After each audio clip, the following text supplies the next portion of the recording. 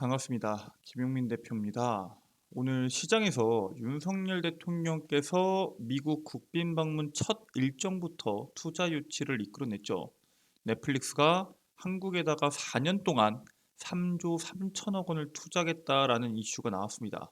이 금액 자체가 2016년도부터 2022년도까지 7년 동안 넷플릭스에서 한국에 투자한 금액의 2배 수준이거든요.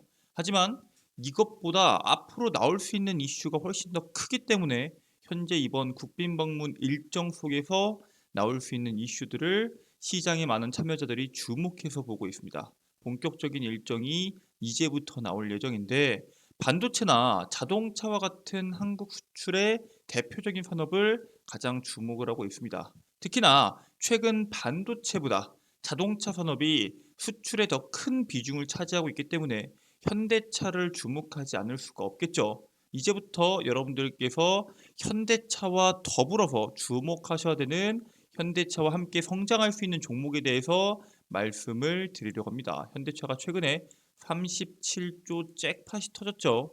10배 성장할 수 있는 이 주식 무식하게 사모으세요라는 내용으로 영상을 준비해 왔습니다. 오늘 영상도 여러분들께 도움이 될 수 있는 내용으로 준비했기 때문에요. 처음부터 끝까지 시청해 주시길 바라겠고요. 영상 시청하시기 전에 구독과 좋아요 버튼 한 번씩만 부탁드리도록 하겠습니다. 자, 일단 본 내용을 시작하기에 앞서서 이번에 방미 경제사절단에 대해서 어떠한 흐름으로 갈지에 대해서 먼저 같이 체크하고 넘어갈게요. 반도체와 전기차 숙제를 풀까라는 내용이죠. 삼성, SK, 현대차, LG 등 기업의 총수들이 윤석열 대통령의 미국 국빈 방문에 경제사절단으로 동행을 해서 24일부터 30일까지 미국을 방문을 합니다. 이미 미국을 갔죠. 정부 출범 이후에 최대 규모의 경제사절단을 꾸민 만큼 방미 기간 중에 기업과 기관 간의 MOU 체결 등 다양한 협력을 이끌어낼 수 있을 것이다라는 전망이 나오고 있고요. 사실 이끌어내야 된다, 반드시 이끌어내야 된다라는 게 시장의 판단입니다. 전경련과 미국 상공회의소가 주관하는 한미 첨단 산업 포럼을 비롯해서 백악관 환영 행사 그리고 한미 클러스트 라운드 테이블도 함께 진행할 예정이고요. 이번 방미 때 사실 윤석열 대통령이 이끌어내야 되는 부분도 분명히 있겠지만 총수들이 풀어야 되는 다들 자신의 기업들을 위해서 방문을 했잖아요. 총수들이 풀어야 되는 시급한 숙제 중 하나인 미국 정부의 보조금 문제 해결이 어떤 식으로 진행될 것인지에 대해서 여러분들이 주목하실 필요가 있습니다. 자, 어떠한 기업이 어떠한 숙제를 안고 있냐? 일단 삼성전자 같은 경우에는 반도체법에 대한 지원금, 삼성 SDI 같은 경우에는 배터리, 바이오로직스 같은 경우에는 바이오 분야에 대한 내용들이 상당히 중요하겠고요. SK하이닉스도 마찬가지입니다. 삼성전자와 마찬가지로 반도체법에 대해서 상당히 주목을 하고 있습니다. 현대차 그룹 같은 경우는 어때요? 현대자동차랑 기아 모두 다 인플레 감축법에 대해서 상당히 주목을 하고 있고요. LG 에너지 솔루션도 인플레 감축법, 롯데 같은 경우에는 뉴욕주 시러큐스 바이오 의약품 공장에 대해서 바이오 관련입니다. 하나 같은 경우에는 하나솔루션, 이 솔라허브 태양광이죠. 태양광에 대한 내용과 한화 에어로스페이스 방산과 우주 산업입니다.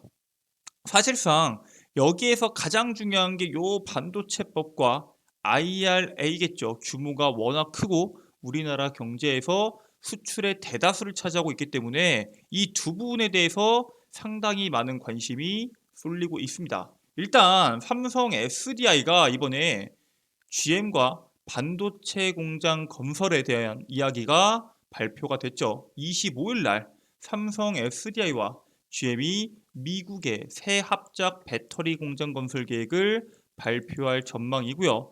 GM과 LG 엔솔이 원래 네 번째 합작 공사까지 짓겠다 했다가 취소되고 여기에 삼성 SDI가 포함됐잖아요.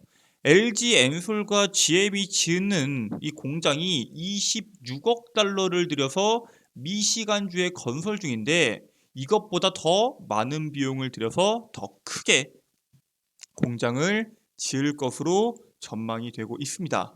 새 합작 공장에 대한 위치는 확인되지 않았고 삼성 SDI는 그리고 GM은 공식적으로 확인해 줄 수 있는 게 없다라고 말을 하긴 했지만 GM의 완성차 공장이 오리온과 디트로이트가 몰려있는 미시간주나 테네시 공장 인근에 합작 공장이 건설될 것이다 라는 전망이 나오고 있습니다. 배터리 공장이라는 게 완성되면 결국에는 GM에 납품을 해야 되는데 그 이동하는 물류에 대한 비용을 줄이기 위해서는 인근에다가 배터리 공장을 짓는 게 합리적이겠죠. 그렇기 때문에 GM과 LG 엔솔도 미시간주에다가 배터리 공장을 짓는 거겠죠. GM의 완성차 공장이 오리온과 디트로이트에 몰려있기 때문입니다. 결국에는 GM과 삼성 SDI도 테네시 공장 인근이나 오리온과 디트로이트 공장이 몰려있는 미시간주에 공장을 지을 확률이 상당히 높다라는 점만 여러분들께서 체크하시면 될 거고요. 그 밖에도 지금 이러한 배터리 공장만 짓고 있는 게 아니라 테슬라도 엄청나게 설비 투자에 돈을 쏟아붓고 있습니다.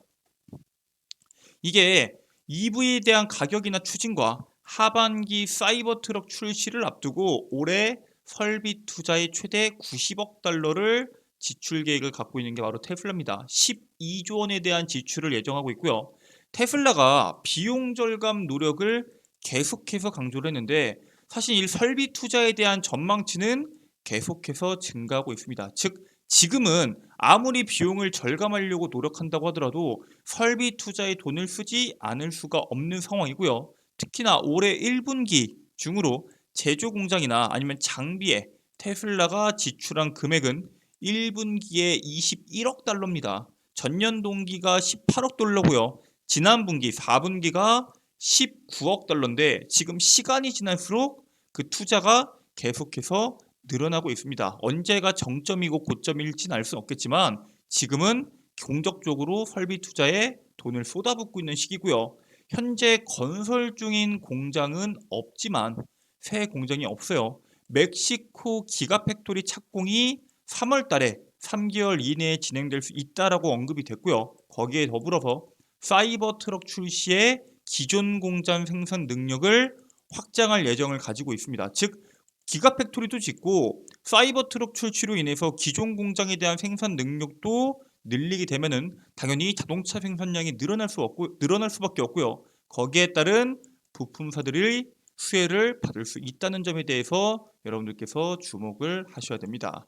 일단 전기차 산업의 성장에 부품주들이 실적이 높게 나오는 거거든요. 사실 사상 최대 실적을 예고한 현대자동차와 기아의 낙수 효과에 더불어서 테슬라, 폭스바겐, BMW 해외 거래처들이 계속해서 공장을 늘려가다 보니까 당연히 거래처들을 새로 뚫기 위해서 여러 가지 시도가 되겠죠. 즉 국내 기업이 거래처 다변화 성공의 효과로 인해서 실적이 엄청나게 급증을 하고 있습니다. 전기차 시대에 올라탄 국내 자동차 부품사들이 올 1분기의 영업이익이 40% 이상 급증했습니다. 엄청나게 영업이익이 급증했고요. 그만큼 매출액도 엄청나게 늘었습니다. 이게 작년 상반기까지만 하더라도 부품업계를 짓눌렀던 게 이제 반도체 공급난, 자동차를 산다고 했을 때 반도체가 없어서 자동차를 못 만들었잖아요. 거기에 더불어서 물류비에 대한 문제들이 상당히 많았는데 이 물류비 급증에 대한 문제까지 풀리면서 성장에 탄력을 받는 모습을 보여주고 있고요. 전기차 시장의 성장도 성장인데 중요한 거는 국내 자동차 기업의 수출 성장에 따른 수혜도 기대가 됩니다. 그러니까 사실 아무리 해외에다가 수출을 많이 한다고 하더라도 국내 자동차 기업이 가장 많이 국내의 부품사들에 대해서 물품을 가지고 올 거 아니에요. 즉 국내 완성차 기업의 성장이 국내 부품사들의 성장과 연결이 될 수 있는데 국내 자동차 기업의 수출이 지금 심상치 않게 성장을 하고 있습니다. 반도체가 어려우면은 자동차가 있다. 올해 1분기에 자동차가 반도체를 제치고 수출 1위를 달성을 합니다. 자동차 품목 수출에 164억 달러, 하나로 21조 8천억을 수출했고요. 수입은 38억 달러, 5조 700억 원 정도를 기록을 했습니다. 지금 수출이 지난해 같은 기간보다도 45% 늘면서 지난해 전체 수출의 3분의 1에 해당하는 실적을 기록을 했고요. 실질적으로 2분기에도 1분기와 유사한 수준의 혹은 1분기를 뛰어넘는 수출에 대한 실적이 나올 것이다라는 기대감이 나오고 있는데, 실질적으로 그렇다면은 상반기에 작년 수출액의 3분의 2 이상을 수출하는 실적을 기록할 수도 있다는 점에 대해서 주목하셔야 되고요. 이때부터는 3분기부터는 어떤 이슈가 나올까요? 작년 1년간의 실적을 뛰어넘었다. 4분기 역대 최고에 대한 실적이 나왔다. 이런 긍정적인 모멘텀에 대한 이슈들이 지속적으로 나올 수 있기 때문에 여러분들이 이 부분에 대해서 주목을 해야 됩니다. 문제는 반도체가 지금 현재 꺾여 내려왔죠. 이 반도체가 꺾여 내려온 상태에서 시장을 받쳐주고 있는 산업이 자동차에 대한 수출 산업입니다. 즉, 많은 관심이 자동차 산업에 몰릴 수밖에 없고요. 단순히 내연기관차에 대한 이슈로만 몰리는 게 아니라 시장의 성장성이 보장되어 있는 전기차 산업에 대한 성장까지 주목을 받으면서 시장에서 부각받는 거기 때문에 이번 자동차 산업에 대한 시장의 관심도는 눈여겨볼 필요가 있습니다.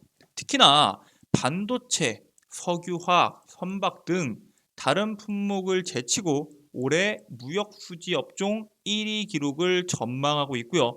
2014년도 이후에 9년 만에 최대 무역 수지를 기록했다는 부분에 대해서 여러분들이 주목을 하셔야 됩니다. 자, 지금 이 반도체가 아니라 자동차가 반도체를 제치고 수출 1위를 달성했는데, 수출 1위를 달성하는데 가장 큰 영향을 준 기업이 어딜까요? 당연히 현대차 그룹입니다. 근데 그 현대차 그룹의 실적이 심상치가 않아요. 판매 대수에 대한 증가도 있고 고부가 가치 차종 중심의 믹스 개선, 그러니까 제네시스 라인이 상당히 많이 팔렸고요. 우호적인 환율 효과에 힘입어서 매출이 무려 37조 7천억 원에 달합니다. 영업이익은 3조를 기록했어요. 중요한 거는 영업이익률이 9.5%에 이른다는 겁니다. 제가 지난 1분기에 테슬라의 영업이익률이 11%가 나왔다고 했죠. 작년 1분기에는 테슬라의 영업이익률이 19%가 나왔는데 올해 1분기엔 11%가 나왔습니다.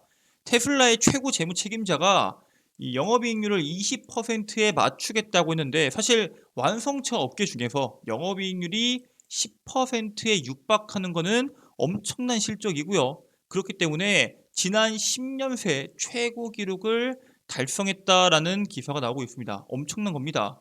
반도체 부진의 여파로 1분기 영업이익률이 6천억 원대에 그친 삼성전자를 제치고 국내 상장사들, 모든 상장사들을 다 합쳤을 때 2,300개 상장사들을 다 합쳤을 때 영업이익 1위를 기록할 것으로 전망이 되고 있습니다.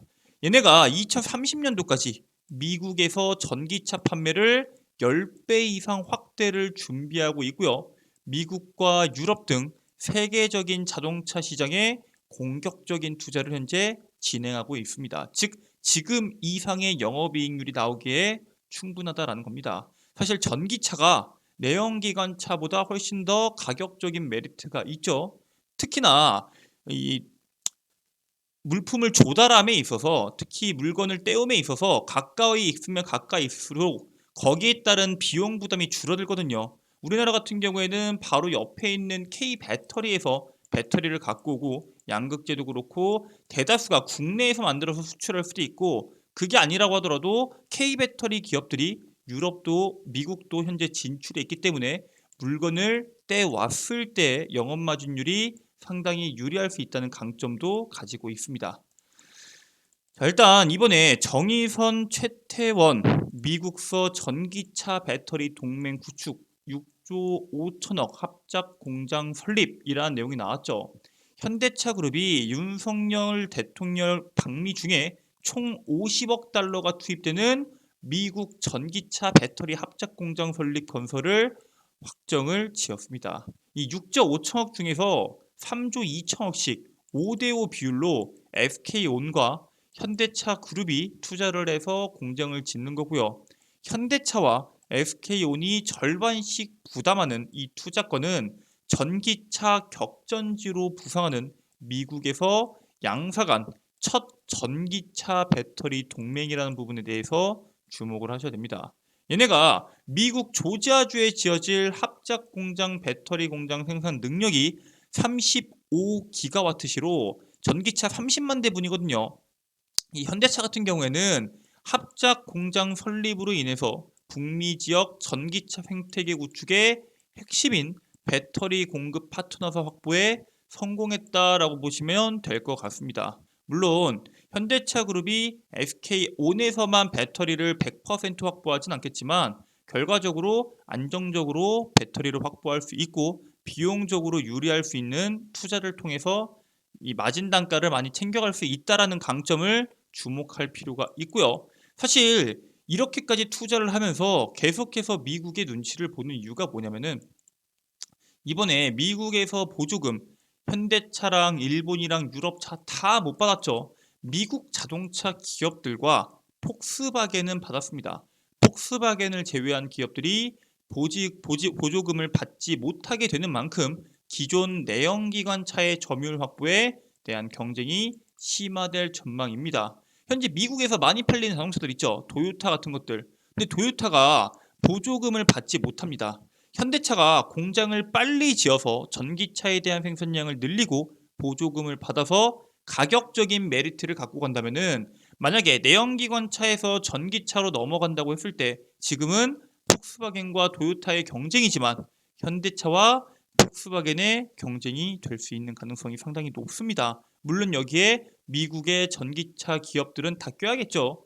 어찌됐든 현대자동차 그룹은 2025년까지 예정되어 있던 전기차 전용 공장 건설을 앞당겨서 점유율 확보에 총력을 지금 기울이고 있고요.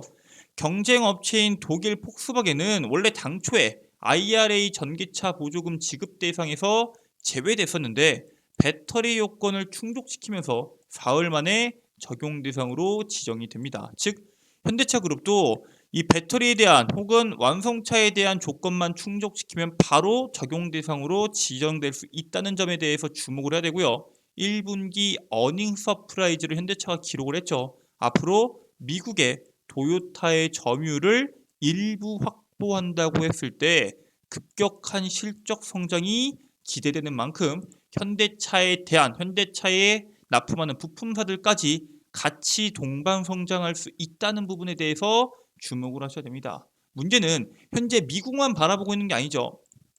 유럽 시장도 심상치가 않습니다. 유럽의 자동차 부품난에 대한 완화와 전기차 판매가 현재 확대됨에 따라서 코로나19 확산 이전에 판매 규모를 회복을 했습니다. 즉 유럽에서에 대한 자동차 판매량도 엄청나게 급성장하고 있고요. 현대차 그룹 같은 경우에는 유럽 지역에서 올해 첫 자동차 판매 톱3를 진입할 수 있을 것이다 라는 기대감이 있습니다.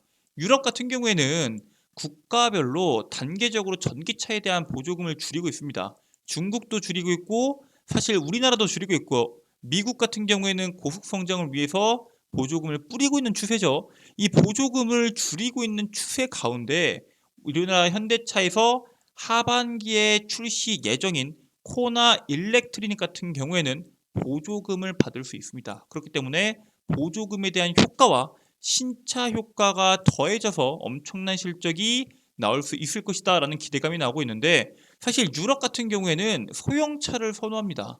소형차를 선호하는 유럽에서 현대차의 전기차 가운데서 가장 많이 팔린 자동차가 뭐냐? 바로 코나 일렉트릭입니다. 즉 코나 일렉트릭을 필두로 자동차 산업 성장에 따른 수혜주가 여러 가지 나올 수 있는데 우리가 그 부분에 대해서 주목을 해야 됩니다. 현재 미국 시장에도 진출하고 유럽 시장도 진출하고 한국 시장에도 잘 나가고 있는 현대차의 수혜를 받을 수 있는 기업과 그리고 현재 미국 시장을 독점하고 있는 기업의 수혜된 종목군들 여러분들께서 반드시 보셔야 된다라고 말씀드리고요. 지금부터 그 종목 바로 공개하도록 하겠습니다. 첫 번째는 3기 EV입니다. 3기 EV는 여러분들이 잘 알고 있는 엔드플레이트 제품을 만드는 기업이고요. 원통형 배터리를 제외한 75% 이상의 점유율을 차지하고 있고 전체 배터리 타입의 탑재가 가능합니다. 그렇기 때문에 파우치형도 됐고 뭐 이런 거에 다 탑재가 되는데 여기서 중요한 부분이 뭐냐? 얘네가 LG 에너지 솔루션을 통해서 폭스바겐, 아우디, 포르쉐, 마세라티, 포드 등 글로벌 완성차 기업에 공급하는 기업인데 중요한 거는 LG 에너지 솔루션을 통해서 최종적으로 공급하고 있는 폭스바겐의 추정 점유율이 67%로 추산이 됩니다. 지금 현재 미국 시장에서 전기차에 대한 보조금을 받을 수 있는 기업이 미국 기업과 폭스바겐밖에 없죠. 즉 우리나라 완성차 기업뿐만 아니라 미국, 유럽 다른 기업들도 미국에서 보조금을 받는 데까지는 시간이 걸릴 것으로 예상이 됩니다. 근데 폭스바겐에 이러한 67%의 점유율을 가지고 공급하고 있는 만큼 폭스바겐의 전기차 판매량이 폭증함에 따라서 같이 고속 성장할 수 있는 기업이 3기 EV다라고 말씀을 드리고요. 두 번째 종목으로는 현대공업입니다. 자율주행과 전기차, 미래차 산업이 발전하면서 내장재 고급화와 편의 사양 확대로 수혜가 전망이 되는 기업 중에 하나가 바로 현대공업이고요. 올해 초에 얘네가 131억 원을 투자해서 조지아주 뉴넌에 신규 공장도 사고 그걸 통해서 물류 창고를 매입을 했습니다. 올해 상반기까지 생산 설비를 구축하고 하반기에는 가동할 예정을 갖고 있는데 지금 미국 현지에서 공장을 운영한다는 것만 하더라도 상당히 플러스 요인인데 더불어서 현대, 기아차의 미국 생산 예정인 아이오닉 5와 아이오닉 7에 대해서는 이미 전기차에 대한 수주가 진행이 되고 있습니다. 즉 현대차와 관련되어 있는 현대차에 대한 전기차 수출에 대한 직접적인 수혜를 받을 수 있는 기업이 현대공업이기 때문에 현대차와 더불어서 함께 성장할 수 있는 기업이다라고 말씀을 드리고요. 여러분들께서 3기 EV와 현대공업에 대한 투자를 천천히 모아가시면서 진행하신다면 높은 수익률이 나오지 않을까 기대할 수 있고요. 현대공업 같은 경우에는 현대차에 대한 직접적인 수혜가 기대되고 3기 EV 같은 경우에는 지금 당장 이 보조금을 받으면서 수출의 이 판매량이 급증할 수 있는 폭스바겐과 연결되어 있기 때문에 지금 당장 사셔서 단기간의 시세를 노린다고 하시면은 3기 EV를 나는 꾸준하게 모아가서 안정적인 수익을 내고 싶다 하시는 분들은 현대공업을 위주로 투자하시면은 높은 수익률이 나올 수 있지 않을까 기대를 하겠습니다. 오늘 준비된 내용은 여기까지입니다. 오늘 영상도 끝까지 시청해 주셔서 정말 감사드리고요. 저는 다음 최신 이슈를 분석하는 영상으로 다시 돌아오도록 하겠습니다.